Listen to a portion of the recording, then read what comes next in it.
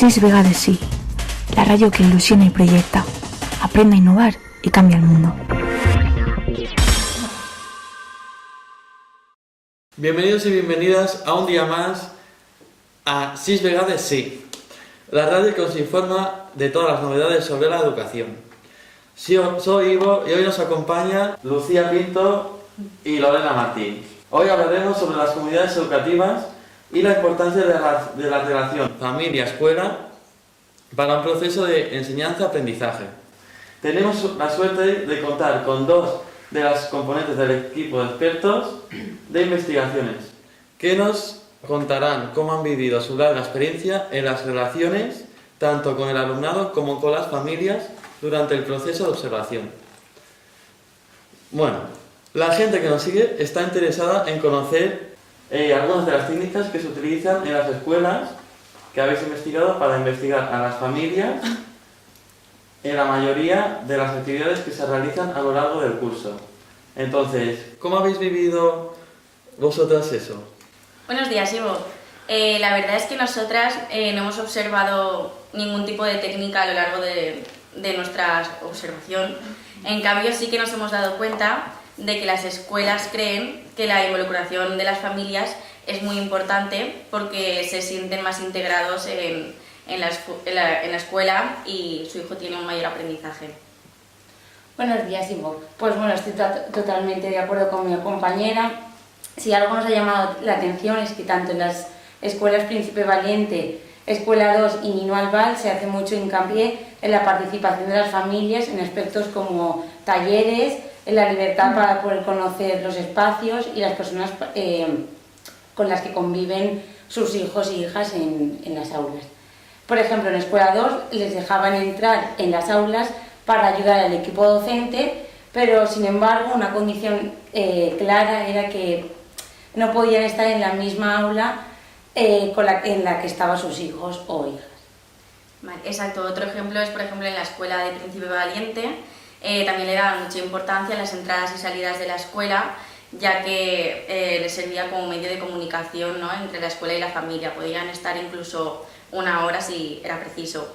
Y también algo que nos gustó al observar en Nino Albal fue que tenían una vez al mes la hora del café, donde se reunían las familias con el objetivo de hablar sobre las necesidades que tenían o temas que tenían en interés, ¿no?, entre la escuela y la familia. Vale, genial. Me parecen muy interesantes todos los aspectos que habéis compartido con nosotros. Sin embargo, he hecho en falta algo. El rol del alumnado en las aulas. ¿Habéis observado algo sobre eso? ¿Algo sobre cómo está estructurada el aula respecto a ellos o ellas? Sí, de hecho observamos que continuamente se integraba la participación activa del alumnado en cualquier decisión. Ellos y ellas en Escuela 2, por ejemplo, eran los que decidían qué hacer y cómo las propuestas que marchaban, el equipo docente tenía una absoluta autonomía para decidir. Claro, de hecho también nos llamó mucho la atención que en Príncipe Valiente, como Nino Albal, trabajaban mucho a raíz de las inteligencias inter e intrapersonales, por lo que su relación con el equipo docente que les rodea cada día es muy positiva. Es muy importante eso que nos estáis contando. La verdad es que las escuelas, estas escuelas son referente de cambio que queremos conseguir en estos aspectos. Me ha gustado mucho charlar con vosotras, pero ahora tengo que dar paso a otra compañera. Ha sido un placer y espero que nos encontremos pronto para seguir compartiendo y contando nuevas experiencias. Muchas gracias por venir y habéis sido muy amables. Vale, muchas gracias. Hasta luego. Bueno. Buenos días, queridos oyentes. Soy Mari y estoy muy contenta de estar un día más con vosotros. Hoy tengo aquí en la mesa a Ivo y a Sheila, encantada de conoceros. Igualmente, buenos días. Y forman parte del grupo de expertos de investigación. Hoy vamos a tratar el tema de la metodología en las aulas, que es un tema de los más relevantes, de los que más nos han preguntado. Y estoy segura de que os desaparecerán todas las dudas que tengáis con Sheila y con Ivo. Así que en primer lugar me gustaría preguntaros que si la organización espacial del aula tiene mucho que ver con la metodología que se utiliza. Buenos días, Mar. Pues la verdad es que no siempre ocurre así. Estamos acostumbrados a escuchar mayoritariamente que se trabaja por rincones. es algo que se predica mucho, pero que luego a la hora de llevarlo a la práctica no es del todo cierto, ya que hay muchas escuelas en general que dicen trabajar por rincones, pero realmente el uso que se le da a estos rincones es que cuando han terminado de hacer un trabajo de clase, una ficha, alguna actividad, lo que sea, mientras esperan al resto de compañeros o de compañeras, les dan juego libre y ese juego libre lo practican en los rincones. Pero la metodología de rincones no se trabaja así realmente. Eso es un error. Eso es un error, exacto. Pero es un error que en las 3 escuelas que nosotros hemos observado no ocurre. Estas son Escuela 2... Escuela 2, Príncipe Valiente y Nino Salvado. Exacto. También debemos hacer referencia a que lo que hacen ellos, estas escuelas, es un libre circuito para el alumnado, de manera que ellos serán los que decidan en todo momento lo que quieren hacer, lo que quieren aprender, siempre bajo la supervisión del equipo docente. Vale, y por lo que me contáis, ¿en qué creéis que se basa la elección de esa metodología en cada centro? Pues, por ejemplo, en el caso de Escuela 2 no han cogido una metodología que les haya gustado del todo y es la que ponen en la práctica, sino que de distintas metodologías han cogido todo aquello que les gusta, lo han seleccionado y entonces es la que llevan a cabo. Pero no tienen una única metodología. Es propia. Exacto, la hacen ellos mismos y ellas mismas. Muy bien. A mí me gustaría aportar algo que nos explicaron las 3 escuelas, y es que por mucho que se utilice una metodología en común, no siempre funciona de la misma manera en todos los centros. Hay un alumnado muy variado y cada uno de ellos o de ellas hace una metodología que funcione dependiendo de cómo sea ese niño o niña.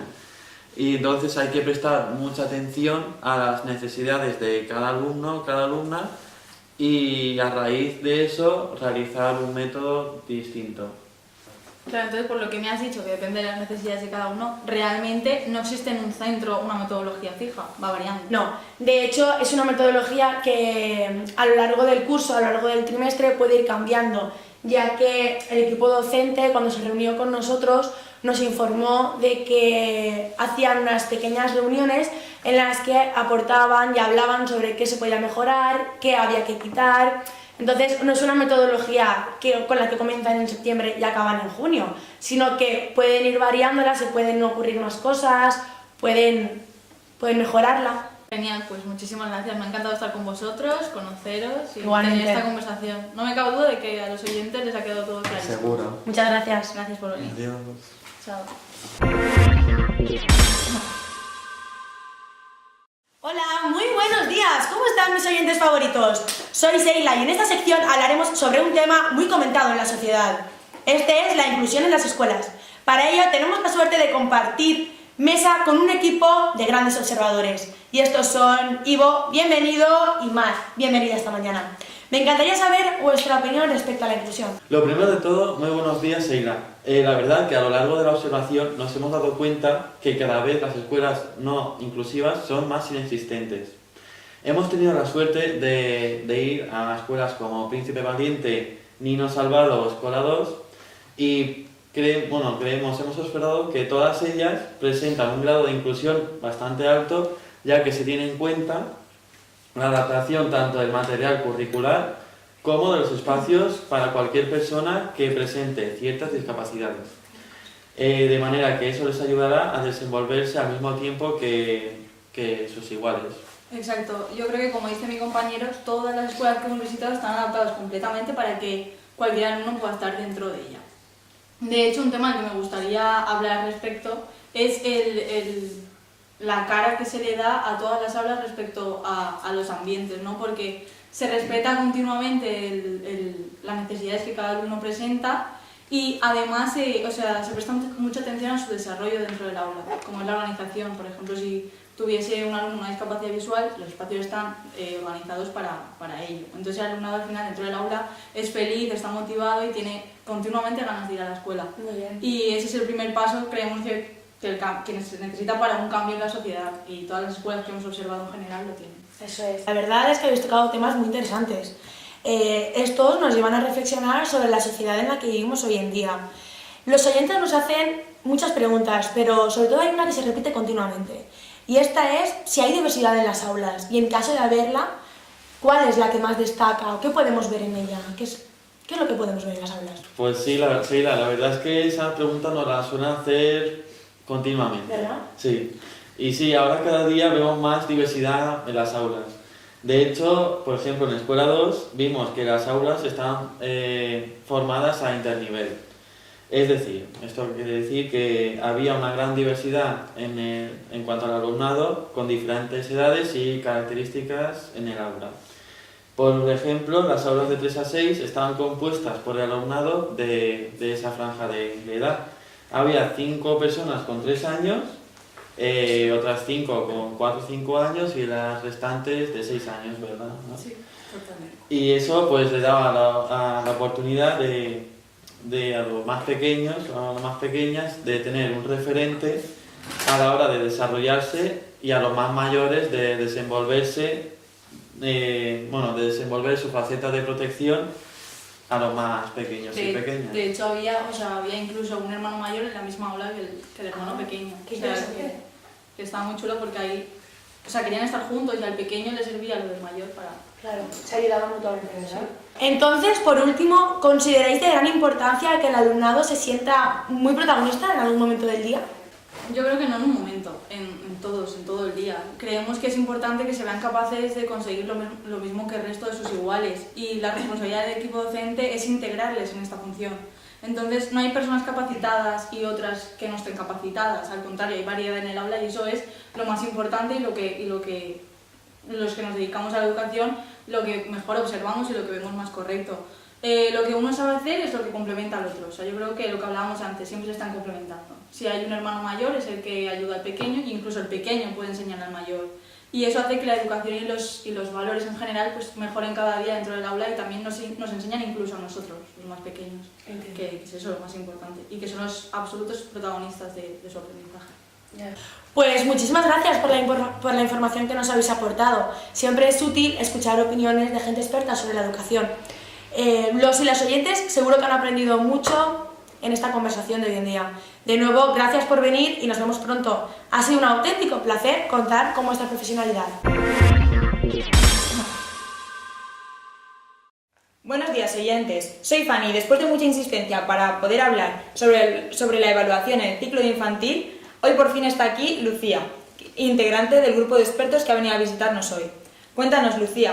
Para empezar, queríamos preguntarte cómo crees que está organizada la evaluación en las aulas. Buenos días, Fanny. Un placer estar aquí contigo y poder hablar de un tema tan interesante como este. He tenido la oportunidad de visitar 3 centros totalmente diferentes, pero que a lo mejor la unión es la evaluación, que es una cosa fundamental. En la evaluación en cada escuela tenían una ficha donde habían diferentes ítems que se habían pactado anteriormente con todo el equipo educativo, pero sí que había un hueco donde podían añadir todo aquello que era importante conocer y que no solo en un huequecito se podía explicar, sino que en la observación se podía explicar mucho mejor. Muy bien, entonces, ¿crees que se tienen en cuenta las características del alumnado dependiendo del tipo de persona? Sí, siempre. Tanto en Príncipe Valiente como en Ninos y en Escuela 2 se tienen en cuenta las necesidades y características de cada uno. Parten de que cada niño y cada niña son diferentes y parten de esa idea. También la observación es una observación directa que es tener en cuenta la evaluación según el proceso que va teniendo el infante y no en el resultado final.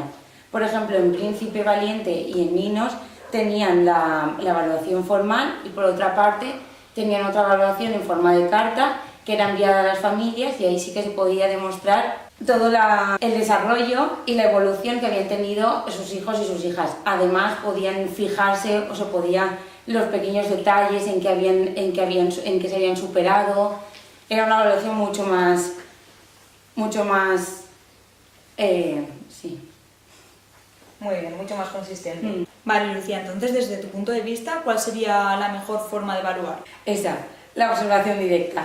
Creo que es necesario saber que todos tenemos unas características y unas habilidades, que cada persona se desarrolla de una manera diferente, que las inteligencias múltiples deben de estar muy presentes y una observación directa es fundamental. Estupendo, Lucía. Pues muchísimas gracias por tu aportación. Esperamos que vuelvas pronto y nada, nos vemos. 6 vegades sí, la radio que ilusiona y proyecta, aprende a innovar y cambia el mundo.